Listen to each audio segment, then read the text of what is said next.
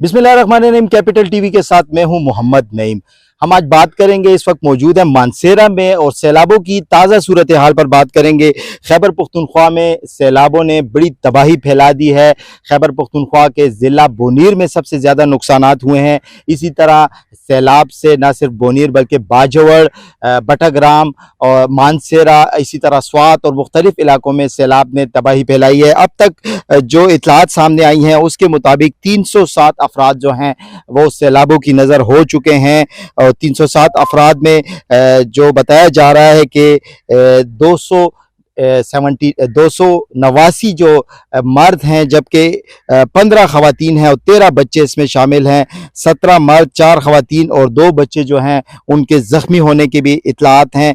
74 घरों को नुकसान पहुंचा, जिसमें से 63 को जुज़वी पहुंचा, जबकि 11 घर जो हैं वो मुकम्मल तौर पर महनदम हो चुके हैं। ये वाक़यात जो हैं स्वात, बोनीर, बाजवड़, तोरगर, मानसेरा, शांगला, बटाग्राम और इन इलाकों में सामने आए हैं। तेज़ बारिशों की वजह से मज़ीद 21 अगस्त तक बारिशों का जो सिलसिला है वो जारी रहेगा। मज़ीद भी इस हवाले से बताया जा रहा है कि नुकसानात सामने आ सकते हैं। सूबाई हुकूमत भी इस हवाले से अलर्ट है। इसी तरह गुज़श्ता रोज़ हेलीकॉप्टर का वाक़या भी पेश आया जो कि मुमन के इलाके में मौसम की ख़राबी के बायस गिर गया था, जिसमें 5 अफराद जो हैं वो शहीद हो चुके हैं। 2 पायलट थे जबकि 3 जो थे वो उसका अमला था। तो इस हवाले से खैबर पख्तूनख्वा हुकूमत में सोग का ऐलान भी हुआ है। खैबर पख्तूनख्वा में सोग मनाया जा रहा है। हमारे साथ यहाँ पर मौजूद हैं, माहिर हैं आबी वसाइल, मोहम्मद नईम साहब। सर ये बताएं कि एक तो ये नई चीज़ सामने आई है क्लाउड ब्रस्ट, इसके हवाले से हमारे नाजरीन को बताएं कि क्या कहते हैं, ये क्या चीज़ है जो इतनी तबाहियाँ फैला रही है, क्या इसका किस तरह होता है और इस तरह बड़ी तबाहियाँ इसकी वजह से क्यों फैलती हैं?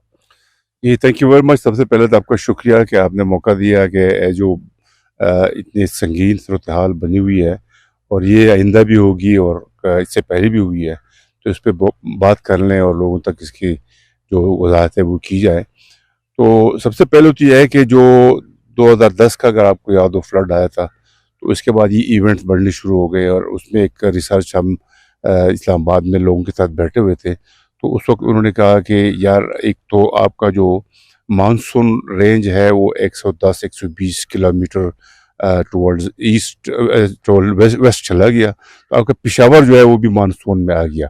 वो एक तरफ तो हमें खुशी हुई कि चलो मानसून अगर रेंज में आ गया तो बारिशें होगी, लेकिन दूसरी तरफ उसी वक्त उस माहिर ने ये कहा कि अब फिनोमेना ये डेवलप हो रहा है कि लोकलाइज फ्लड्स होंगे, क्लाउड बर्स्ट होगा और इस तरह अर्बन फ्लड। और ये जो कि उसके बाद मैंने नोट किया कि वाकई उसी तरह हुआ। हम रोज़ देखते हैं कि पेशावर में हम जाते हैं, यूनिवर्सिटी रोड पे फ्लड होता है, थोड़ी सी बारिश हो जाए तो ये मामला ऐसे है कि ये एक कॉमन फिनोमेना बन गया। मेनली ये क्लाइमेट चेंज का असर है और जो ग्लोबल वार्मिंग है, जिसमें हमारे मुल्क का कोई इतना बड़ा कसूर भी नहीं है।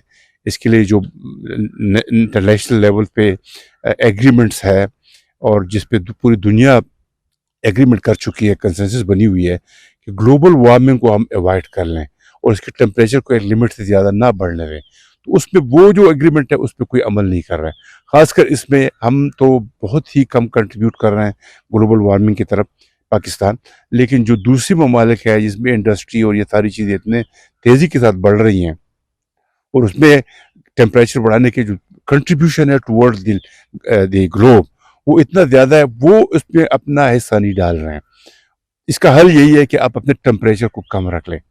और इसमें एक अजीब सी बात ये भी है कि अगर टेम्परेचर मसलन 1 सेंटीग्रेड बढ़ रहा है किसी एक स्पेन ऑफ टाइम में, तो ये अगर आपका सिंध और पंजाब का सेटल एरिया है, डाउन एरिया है, तो उसमें अगर ये 1 सेंटीग्रेड बढ़ रहा है तो आपका जो जहाँ पे ग्लेशियर्स हैं उसमें ये 1.2, 5 या 1 से ज़्यादा बढ़ेगा।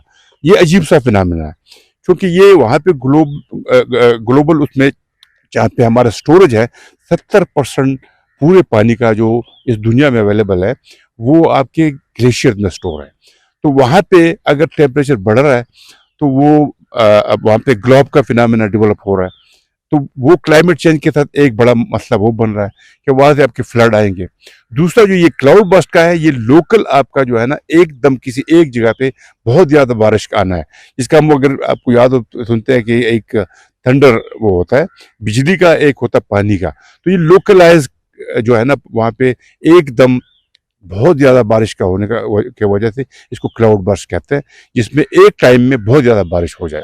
सर ये बताएं कि जो सैलाबी सूरत हाल है, अक्सर खैबर पख्तूनख्वा के बालाई इलाकों में, बिलखसूस शुमाली इलाका जहाँ जितने भी हैं, यहाँ पर अक्सर सैलाब आते हैं। क्या समझते हैं कि इस सैलाब से निमटने के लिए कौन से ऐसे हंगामी इक़दामात हैं जो उठाए जाएँ? क्योंकि जैसा कि आपको मैं बता चुका हूँ, अब अपने नाज़रीन को भी बता चुका हूँ कि 307 अफराद इस सैलाब की नज़र हो चुके हैं।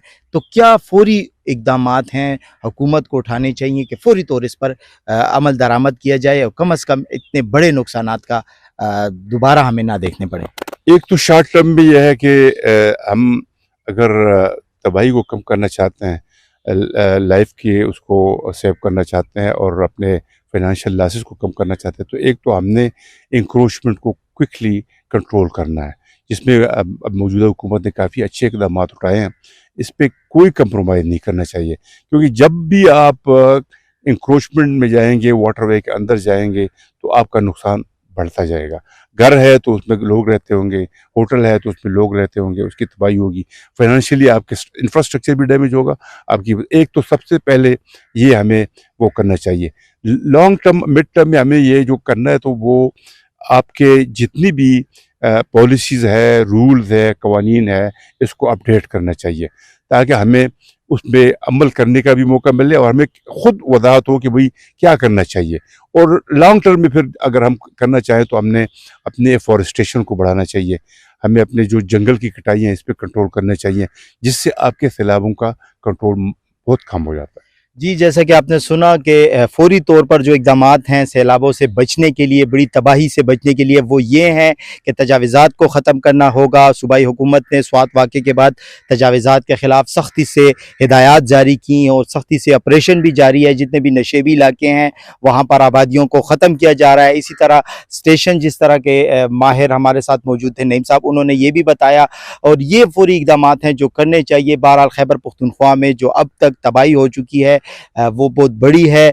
बोनीर सबसे ज़्यादा इसमें मुतासिर हुआ है, जहाँ पर 157 अफराद की हलाकतों का बताया जा रहा है।